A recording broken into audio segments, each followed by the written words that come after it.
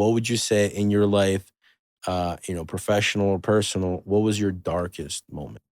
My darkest, almost a year and a half ago, I went through a really hard depression. It was a rough a month and 20 days of me not sleeping, crying every day, not eating. All of my family and close friends that were like super um they thought I was just gonna make a really a hard decision about suicide, it's something that went through my mind as well.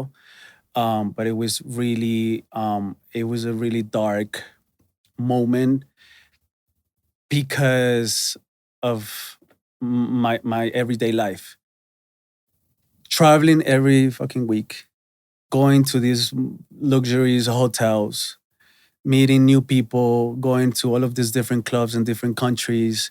Um, but at the end, it's not happiness. I want my own pillow. I want my own bed. I want my own food. I want to go to my gym. I want to be able to hang out with my friends. And I didn't have that. Mm, And when it comes to, I'm Pisces, so I'm very emotional. And when it comes to love, it just has been really hard finding the right person because nobody understands my career, and it's always a problem. So I went through that really hard depression, and and and and I understood on my own that there wasn't way of going back. I just needed to move forward, and I could be going through the darkest moment, but I just had two options: moving forward or going back and just being, I don't know, having a salary and working, I don't know, at a hair salon, and that's it. That's not me because that's not what I love. yeah. Yeah, that was my darkest. It was hard. It was horrible. Up to this date, it's still hard, but I already educated myself and I already understand that this is what God wants from me, and I'm changing others people's lives, and that's important. Dude, I agree with that 100%. I think purpose is something that we all need to have in life.